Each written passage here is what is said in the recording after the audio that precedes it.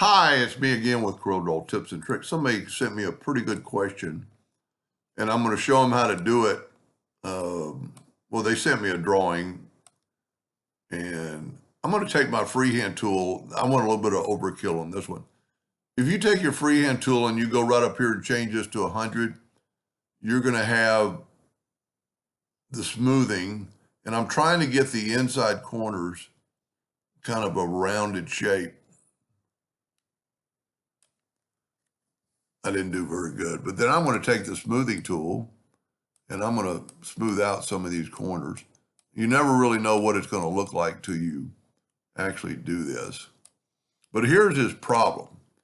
Well, we'll get to it in a second. I'm going to make this like that thick a line, but I'm going to make it, let's go with a purple this time. Look, so you need to right click purple. Now I'm going to Control D and make a duplicate. While holding down the Shift key, I'm going to bring this thing in and maybe even move it a little bit. But then I'm going to make that one line black. Now, here's his problem. Later on, he's going to have to fill this in with black after he blends it, and I'll show you why. But a lot of times, and it happens to me, when you try to fill in that part of a blend, it's going to take forever and it might even crash your computer. Now I'm going up to 400 blends. That looks pretty good. But see, if you would take your Smart Fill tool now and try to fill that in, so now you can just fill it in, move it over, and you cannot, well, it's because it's clicked on it, you cannot see it. So we take a black box effect. I'm still no artist as far as making that look good because I don't like that sharp point. But, and there's, let's try another way. Let's try Polygon, six-sided, take the shape tool, bring in, let's offset it a little bit. Don't have to be perfect. Then go up to object and convert it to a curve. Take the shape tool and select it all. Go up to windows, dockers, and corners. And let's round off these corners. That's not enough. Let's go 0.3. You never know how big it is. Let's go back. Let's go 1.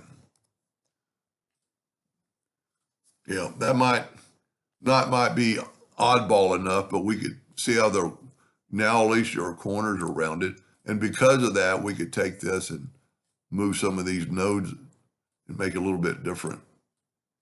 This might work out pretty well. Now we're going to make it something other than a hairline. Let's go back to that purple. I think it looks pretty good.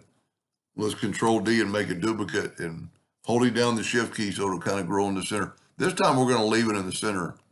I'm going to right click and make it black. But once again, I'm going to Smart Fill it and move it out of the way. And then I'm going to blend it. That looks pretty good. And then we can move this back. And when it really looks good is when you put a black box around it. Yeah, I most definitely would say use the Polygon tool. I mean, you could make it a little more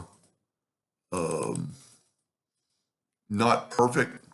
I made it almost perfect, but you could take, like maybe 2 of these nodes and well, I had a copy of it. Let's delete that copy.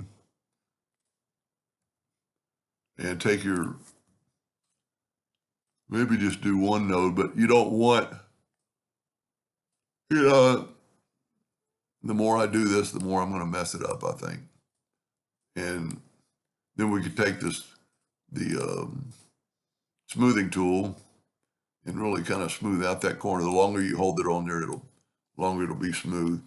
That might not be, I should have kept that first one. So we've already got it larger than a hairline. Control D and make a duplicate, move it in. And you could actually even twist it a little bit. Make that one black. Take the Smart Fill tool. You can't just make it black because then it would not have the outline when you move it. And you could, you could go up, I think $4.99 is the most you can do, but that's just taxing your computer the more you do it. And that looks pretty good.